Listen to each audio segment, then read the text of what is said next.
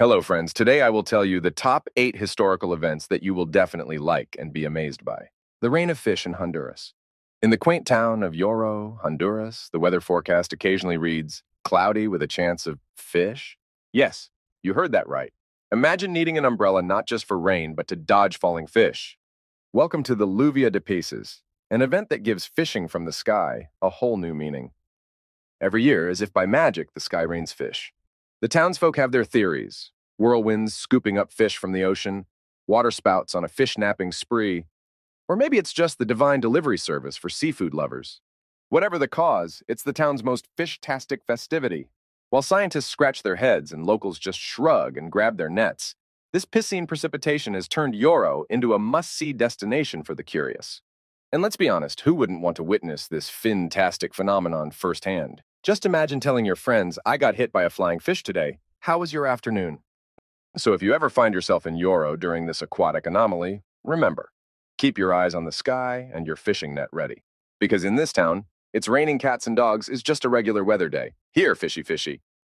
The Great Molasses Flood. Picture this, Boston, 1919.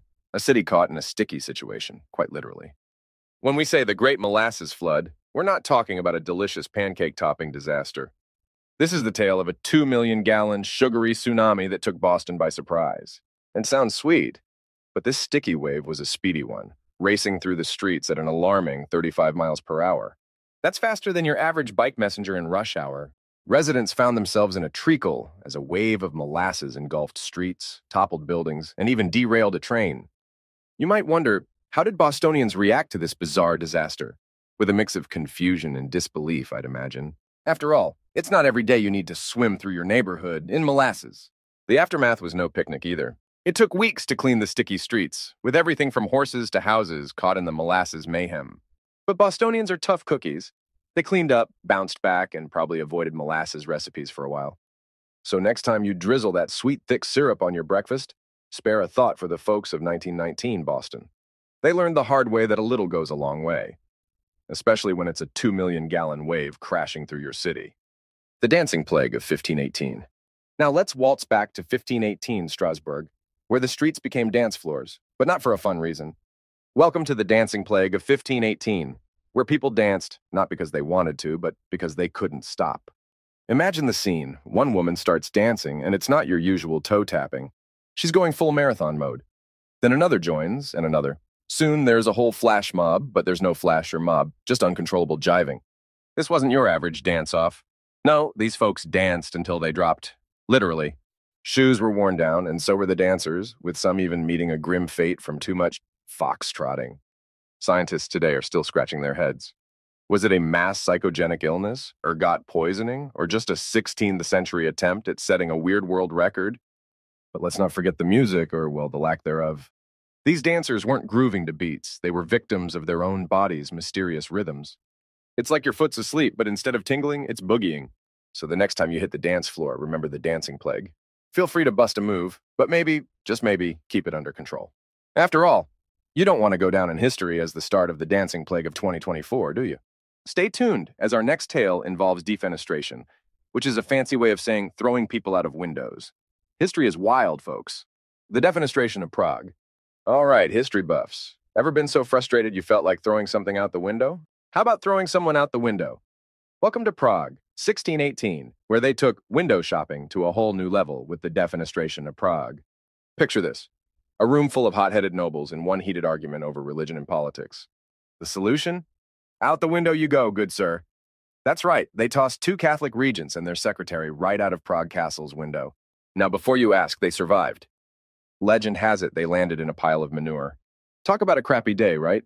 This event didn't just stink for the fall guys. It sparked the 30 Years' War, proving that sometimes the butterfly effect is more like a window-tossing effect. Imagine the scene back then. Hey, did you hear about the guys who got defenestrated? Defen what now? Thrown out the window. Oh, right, that's rational. And here's a fun fact. This wasn't Prague's first defenestration party. They had a bit of a tradition. This was the 3rd time. Talk about a city with a penchant for dramatic exits. So, next time you're in a heated debate, maybe just take a deep breath. Or, make sure the windows are securely locked.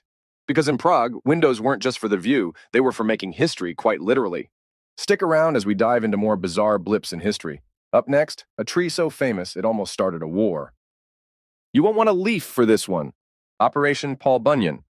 Now let's venture to the demilitarized zone between North and South Korea, where a tree nearly triggered an international incident. Welcome to the peculiar world of Operation Paul Bunyan, a tale where tree trimming could have led to a full-blown war. Back in 1976, a simple task of pruning a poplar tree in the DMZ escalated quicker than a squirrel on an energy drink. Why? This tree was obstructing the view, and in spy games, sightlines are everything. But when the North Korean forces took offense, things got choppy. Imagine the scene. Axes in hand, ready to trim, when suddenly, a dispute over a tree turns into a dangerous standoff. It's like arguing over who trims the hedge in your backyard, except with more soldiers and less neighborly chit-chat. The U.S. response? Operation Paul Bunyan, named after the legendary lumberjack, because why not add a bit of folklore flair to military operations?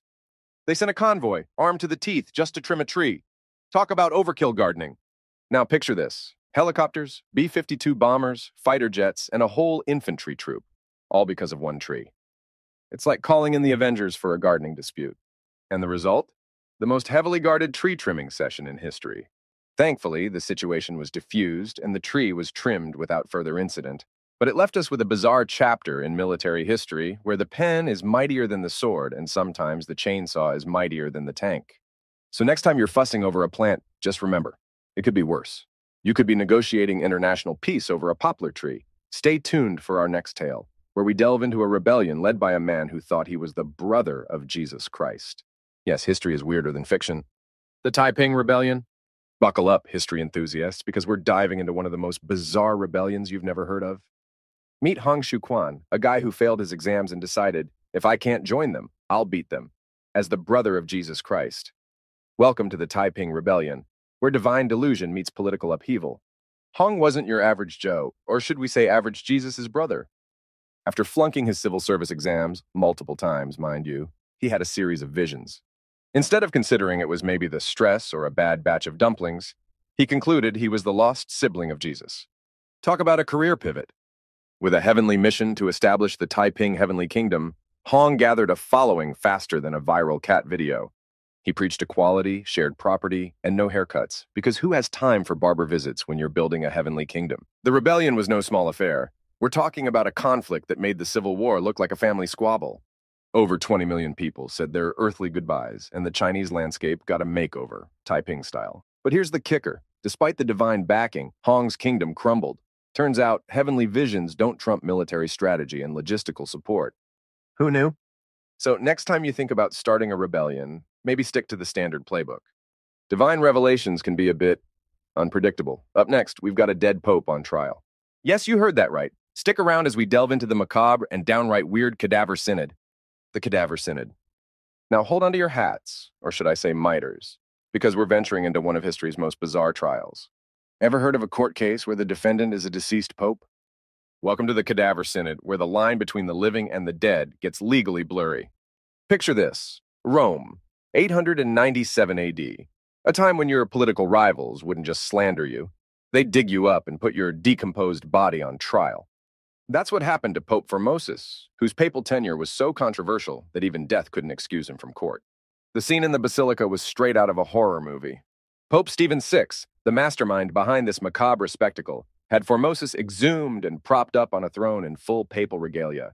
Lawyers questioned the corpse, which, unsurprisingly, was pretty tight-lipped. Imagine the courtroom drama. Your Honor, the defense wishes to point out that the defendant has not moved or spoken in months, indicating possible innocence. Or rigor mortis. The verdict? Guilty as charged. Tough crowd. Post-trial, they stripped the body of its papal garments, cut off the 3 fingers used for blessings, and tossed it in the river. Talk about overkill. But don't worry, Formosus had the last laugh. The people of Rome were so appalled that Stephen VI soon found himself imprisoned, and let's just say he didn't die of natural causes. So next time you think your job's tough, remember, at least you're not defending a dead guy in court. Stay tuned as we head to the Arctic for our final tale of historical oddities.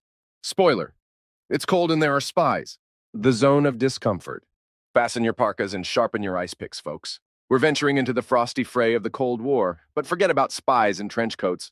This story's got snow boots and polar bears.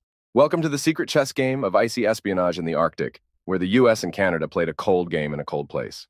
Enter Project Iceworm, the US military's covert plan to plant missiles under the Greenland ice sheet. Because nothing says sneaky like a few intercontinental ballistic missiles in a land of ice and polar bears, right? Now imagine telling your family, I'm off to a top secret ice base for work. No, not as a scientist, more like a James Bond in a snowsuit. The plan? Create a network of secret bases under the guise of scientific research. Because nothing covers military operation like science stuff. But Mother Nature wasn't having it. The ice shifted like a cranky glacier, saying, Not in my backyard, buddy. Project Iceworm was eventually abandoned, leaving behind a frosty legacy of Cold War shenanigans. And what about the locals? Imagine Inuits watching as military convoys disguised as scientific expeditions slipped on the ice. Just studying snowflakes, they'd say, while hiding a missile silo behind a snowman. So next time you think about a Cold War, remember it's not just metaphorical. Sometimes it's literal, with ice, spies, and a whole lot of snow goggles. Stick around as we wrap up our journey through history's most mind-boggling tales.